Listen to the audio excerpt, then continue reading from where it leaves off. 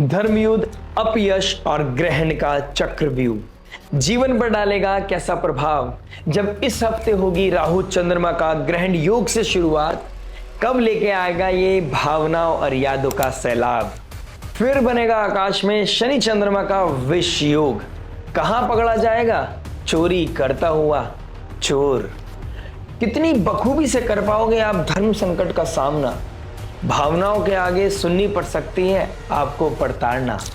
किन किन राशियों को मिलेगा धन अर्जित करने का मौका, और कौन मारेगा अपनी प्रोफेशनल फील्ड में मौके पे चौका। किसकी लगेगी जॉब और किसको सताएगा ऑफिस में चल रहा पॉलिटिक्स का खौफ। और शुक्र जो अश्लेषण नक्षत्र में है, अरे वही शुक्र जो सौंदर्य का दर्पण है, जो प्रेम का संगम है, वहां कैसे रचेगा राहु अपनी माया। कैसे बुधादित्य योग अपनी उच्च राशि में करेंगे इस्तेमाल अपनी तीव्र बुद्धि।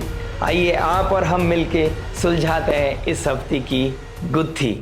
तो आइए दोस्तों, मैं निखिल आप सभी का स्वागत करता हूं वैदिक वन एस्ट्रोलॉजी यानी आपके अपने लाइफ जीपीएस में। और शुरुआत करने से पहले एक छोटी सी रिक्वेस्ट आपसे करना चाहूंगा, अगर आपने अभी तक लाइक शेयर सब्सक्राइब नहीं किया है तो प्लीज लाइक शेयर सब्सक्राइब करके नोटिफिकेशन की घंटी बजाना मत भूलिएगा, क्योंकि ये सबसे सही प्लेटफॉर्म है अपनी लाइफ को रीसेट करने का और ज्योतिष के द्वारा अपनी लाइफ को और भी सरल करने का। तो आइए दोस्तों, बात करते हैं लियो लगन एंड लियो मून साइन वालों के लिए। सिंह लगन सिंह चंद्र राशि वालों, आपके फर्स्ट एंड सेवंथ हाउस में कार्मिक इवेंट हो रहा है, यानी कि ग्रहण लग रहा है सेवंथ हाउस में। संडे को जब हम स्टार्ट करेंगे ये वीक तो कहीं ना कहीं सेवंथ हाउस में राहु चंद्रमा का योग बना हुआ होगा। एट्थ हाउस में शनि बैठे हैं, सिक्स्थ लॉर्ड एट्थ हाउस में विपरीत राजयोग बना के बैठे हैं, लेकिन ट्वेल्थ हाउस के साथ भी विपरीत राजयोग बन रहा है। लेकिन ये विपरीत राजयोग एट्थ हाउस में बन रहा है। सडन इवेंट है, यहाँ पर ट्रांसफॉर्मेशन है, तो आपके अंदर एक ट्रिगर पॉइंट आएगा। रियलिटी चेक आपको हो सकता है इस समय काल में। आपको फील होगा कि कहां पर मुझे चेंज करने की जरूरत है, कहां पर मुझे और इंप्रूव करने की जरूरत है, और ये आपके लिए बहुत इंपॉर्टेंट है। ऊपर से सूर्यदेव आपके केतु के साथ मरकरी के साथ बैठा है। मरकरी बहुत जल्दी केतु को क्रॉस करके पूर्व फाल्गुनी नक्षत्र से उत्तर भाद्रपद नक्षत्र में जाएंगे, और कहीं ना कहीं मरकरी अब जाएंगे अपने एक्सॉल्टेशन साइन में। 11th हाउस का मालिक 12th में, 11th हाउस में आपके जुपिटर, तो कहीं ना कहीं फाइनेंशियल लेवल में स्टेबिलिटी दिखाई दे रही है। बस वैल्यूज को मेंटेन करना है, बैकएंड से काम करना है, फ्रंट पे नहीं आना है। और क्या क्या करना है सब चीजों को जानेंगे, ब्लेंड करेंगे इस एनर्जी को आपके हर इंपॉर्टेंट एस्पेक्ट के बारे में, love, marriage, job, business, health, student life के बारे में बात करेंगे। इन दी एंड उस रेमेडी के बारे में जो हो सकती है आपके लिए रामबाण, और रामबाण में जो पॉजिटिविटी को मैक्सिमाइज करे, नेगेटिविटी को मिनिमाइज करे, लाइफ में लेके आए पीस, हैप्पीनेस एंड अबंडेंस। तो चलिए विदाउट वेस्टिंग एनी टाइम शुरुआत करते हैं आपके लव से। लव की बात करूंगा तो फिफ्थ हाउस को देखूंगा। फिफ्थ हाउस का मालिक 11th हाउस में चला गया है, पुनर्वसु नक्षत्र में, अपने ही नक्षत्र में है। तो कहीं ना कहीं जो रिलेशनशिप में ट्रबल चल रहा था वो कहीं ना कहीं हीलिंग की तरफ जा रहा है, लेकिन जो गलतियां आप कर चुके हो उसके कॉन्सिक्वेंसेस आपको देखने को मिल रहे हैं। शुक्रदेव जो लव रिलेशनशिप का कारक है वो 12th हाउस में बैठा है अश्लेषा नक्षत्र में। कहीं ना कहीं अश्लेषा नक्षत्र किसी भी कॉस्ट पे जीतना चाहता है। आप किसी को चाहते हैं, किसी की डिजायर करते हैं, आप उसके लिए ऑब्सेसिव हो सकते हैं, मैड हो सकते हैं, आप उसको पाने के लिए किसी भी हद तक जा सकते हैं। अनकन्वेंशनल पैटर्न आप चूज कर सकते हैं, साम दाम दंड भेद आप चूज कर सकते हैं, क्योंकि रिलेशनशिप बिल्डअप करनी है आपको। राहु मून के साथ बैठा है फिफ्थ हाउस में, सेवंथ हाउस में जो रिलेशनशिप का है, तो उनके साथ शायद आप रिश्ते को आगे बढ़ाना चाहते हैं। लेकिन मैं आपको यहां बोलूंगा टेक अ पॉज, थोड़ा सा शांत रहने की जरूरत है, थोड़ा स्लोली एंड ग्रेजुअली आगे बढ़ने की जरूरत है। अगर आप इस समय रेड रेस की तरफ भागेंगे, अगर आप इस समय जीतने की कोशिश करेंगे किसी भी हद में, तो शायद आप जीत जाए, रिश्ता हार जाए। शायद ऐसा हो कि आप जिस रिश्ते को पाना चाहते हैं उसकी ही वैल्यू ना रहे, या वो आपकी उतनी वैल्यू ना करें, क्योंकि चीजों को पाने से ज्यादा उसको मेंटेन करना जरूरी है। रिश्ते को आप किस टर्म से बना रहे हैं उस चीज को जानना जरूरी है। तो यहां पर किसी भी तरह का इंपल्सिवनेस आपके चीजों को हैम्पर करेगी। प्लस आपका सेकंड हाउस जो वैल्यूज का है, एक तरफ मंगल है, एक तरफ सूर्य केतु है, तो सेकंड हाउस हैम कर रहा है, पाप कर्त्री में है। तो पाप कर्त्री में जब बैठा है तो चीजें शो ऑफ होंगी, वैल्यूज मेंटेन नहीं कर पाओगे। आपका कम्युनिकेशन ही आपके रिलेशनशिप का ट्रबल बढ़ाएगा, आपकी रिलेशनशिप के आपके बॉन्डिंग को डेंट करेगा। एंड आपको पता है, बोलने से पहले आपको पता होगा कि इस चीज से ये कॉन्सिक्वेंसेस मुझे झेलने पड़ेंगे, लेकिन शायद आप खुद पर कंट्रोल ना कर पाओ। यहां पर अपने एग्रेशन को मेंटेन नहीं करना आपका सबसे बड़ा रेमेडी है, और इस कार्मिक इवेंट को क्रिएट ना करना आपके लिए सबसे बड़ी प्रायोरिटी होनी चाहिए। साथ ही साथ कहीं ना कहीं राहु अब छल है, कपट है, माया है, इस समय कोई रिश्ते की बात चल रही है, किसी रिश्ते को शादी तक ले जाना चाहते हैं, फैमिली को इन्वॉल्व करना चाहते हैं, मैं चाहूंगा कि नवरात्रि से पहले आप इस चीज को ना करें, चीजों को कंट्रोल करें अनटिल अनलेस बहुत ज्यादा नेसेसरी ना हो। ठीक है, किसी सब्जेक्ट मैटर एक्सपर्ट की आप एडवाइस ले सकते हैं। 8th हाउस सैटर्न रेट्रोग्रेड है, सैटर्न काल है, 8th हाउस सडन इवेंट्स का है, और 8th हाउस का मालिक भी 5th हाउस का मालिक भी 11th में चला गया। डिजायर के चक्कर में कोई सडन सीक्रेट इवेंट, सीक्रेसी का बाहर आना या सीक्रेट रिलेशनशिप बिल्डअप होना, ये चीजें भी होती हुई नजर आ रही है, और जिसका एकदम इंपैक्ट पड़ेगा आपकी पर्सनल लाइफ पर, यानी कि अपने रिलेशनशिप के अलावा आप किसी और रिलेशनशिप की तरफ जाते हुए भी नजर आ रहे हैं। तो यहां पर डिजायर आपको कंट्रोल करेगी, और मैं चाहता हूं कि आप डिजायर को कंट्रोल करें। राहु के ट्राइन में मंगल आ गया, मंगल वो भी शुक्र की राशि में आए हैं। शुक्र की राशि में मंगल का आना, पैशन बढ़ेगा आपका। 3rd हाउस हमारे पराक्रम का है, तो पराक्रम बढ़ेगा, आप कहीं ना कहीं अब नीडर होते हुए नजर आओगे। राहु के ट्राइन में है, तो अपनी एनर्जी को कैसे पॉजिटिवली यूज करना है आपको देखना पड़ेगा। वैल्यूज बहुत इंपॉर्टेंट है, जो इस समय वैल्यूज मेंटेन कर गया उनका रिश्ता बहुत आगे जाता हुआ नजर आ रहा है, क्योंकि जुपिटर का एस्पेक्ट भी है, राहु का भी एस्पेक्ट है। आप किसको चूज कर रहे हैं, किससे इन्फ्लुएंस हो रहे हैं, ये आपको देखना पड़ेगा। जीतना चाहते हैं, लेकिन किस कॉस्ट पर जीतना चाहते हैं। आप किसी चीज को पाना चाहते हैं, उसकी प्रोज एंड कॉन्स क्या है, इस चीज को आपको मेंटेन करना पड़ेगा। सूर्य केतु मरकरी 1st हाउस में बैठे हैं। आप पहले से इंप्रूव करना चाहते हैं, या फिर आप रेस जेलेसी में है कि सामने वाला आपसे ज्यादा आगे जा रहा है, ज्यादा सक्सेस हो गया है, सामने वाले से हर कोई बात कर लेता है, आपसे कोई बात नहीं कर पा रहा है, आपकी कोई वैल्यू नहीं करता है। इन चीजों से, इन थॉट से आपको बाहर निकलना ही पड़ेगा। अगर आप अपने आप को ऐसे एंटरटेन करोगे तो शायद आप अपने कॉन्फिडेंस को बहुत नीचे ले जाओगे, और जब आप कॉन्फिडेंस को बिल्डअप करने की कोशिश करोगे तो उसके अंदर रेज हमेशा दिखाई देगी, जो चीज आपके लिए, आपके एनर्जी के लिए, आपकी आइडेंटिटी के लिए अच्छा नहीं है। पर्सनालिटी डेवलपमेंट करना है, लेकिन पॉजिटिवली करना है। थर्सडे तक आपके लिए थोड़े इंटेंस इमोशंस दिखाई दे रहे हैं, इंटेंस एनर्जी दिखाई दे रही है। स्लोली एंड ग्रेजुअली, धीरे धीरे निकल जाएंगी। स्पिरिचुअलिटी का, किसी सब्जेक्ट मैटर एक्सपर्ट का आप हेल्प ले सकते हैं। ओवरऑल उसके बाद चीजें बहुत बेहतर हैं, लेकिन उससे पहले कोई ऐसे कर्म या ऐसा कोई एक्टिविटी नहीं करना है जिसके कॉन्सिक्वेंसेस आपको आने वाले समय में पीड़ा दे। बात करते हैं मैरिज लाइफ के बारे में। देखिए मैरिज क्या बता रहा है। मैरिज के लिए हम देखेंगे 7th हाउस का मालिक कौन बनता है, शनि। रेट्रोग्रेड होके वापस जा रहे हैं 7th हाउस में तरफ, लेकिन 12th हाउस लॉसेस का मालिक बैठ गया है आपके 8th हाउस में। तो कहीं ना कहीं इन लॉज के साथ इनहेरिटेंस को लेकर या इन लॉज के साथ कोई कम्युनिकेशन लेवल पे कोई ट्रबल हो सकता है।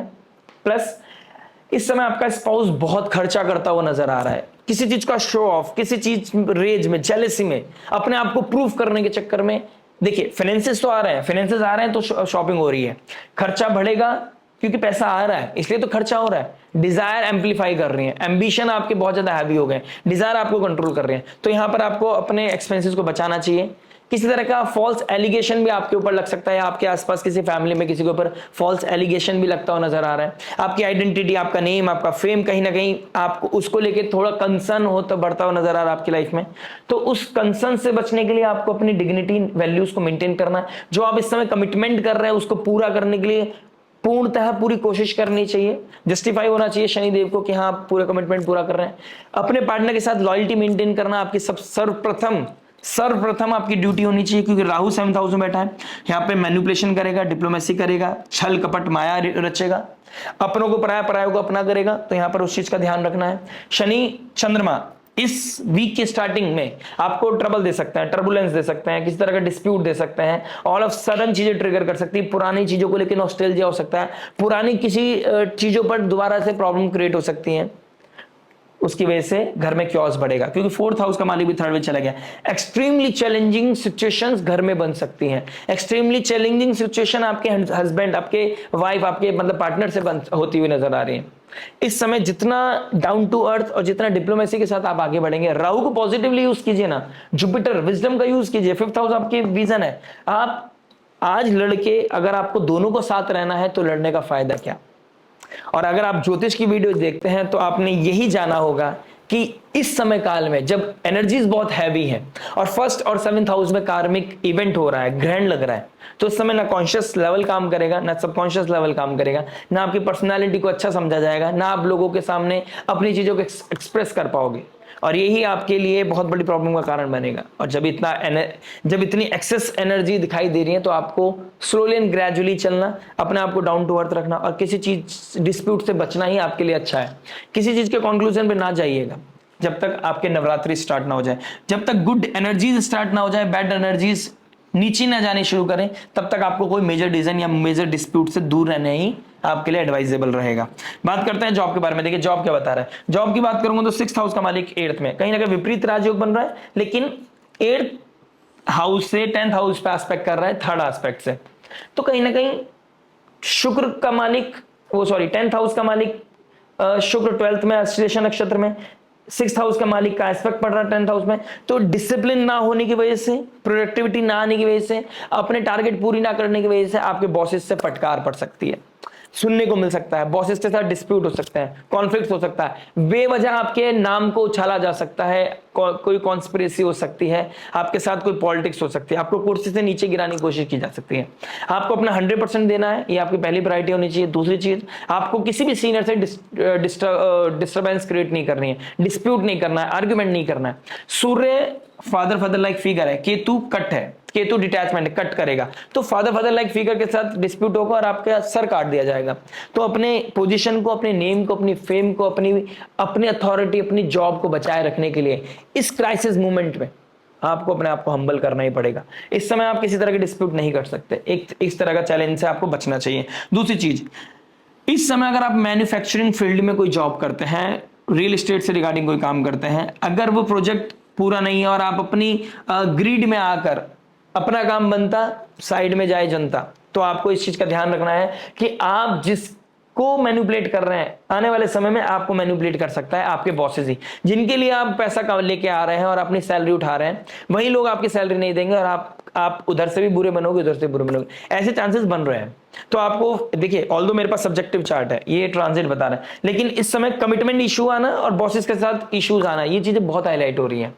तो अपने आपको स्लोली एंड ग्रेजुअली बहुत क्लियर माइंडसेट के साथ चलिए, अपने काम को पूरा कीजिए और जो आप डिजर्व करते हैं उसको पोलाइटली अर्न कीजिए। नहीं दे पा रहे हैं तो सामने वाले से कहिए कि सामने से आपको सैलरी दी जाए। कहीं ना कहीं जो चीज करनी है आपने बहुत स्लोली एंड ग्रेजुअली पीसफुली करनी है। पीसफुल एनवायरनमेंट आपकी जॉब को, आपकी आइडेंटिटी को भी बचा के रखेगा। जो लोग इस समय फैशन फील्ड में है, इंटीरियर डिजाइनिंग है, स्पा, मेडिकल से रिलेटेड कोई काम करते हैं, टूरिज्म से रिलेटेड कोई काम करते हैं, प्लस किस तरह के लॉयर हैं, रिसर्च है, सीए हैं, डॉक्टर, सर्जन है, एस्ट्रोलॉजी से जुड़े हुए हैं, अकल्ट से जुड़े हुए हैं, या इस फील्ड में कोई काम करते हैं जहां पे एनर्जी से रिलेटेड कोई काम करता है, उनके लिए बूम का समय आ रहा है।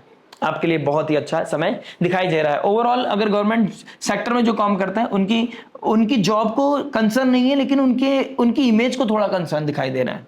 बात करते हैं बिजनेस के बारे में। देखिए बिजनेस क्या बता रहा है। 10th हाउस को देखेंगे, 10th हाउस का मालिक 12th में, ट्रैवल करना पड़ सकता है।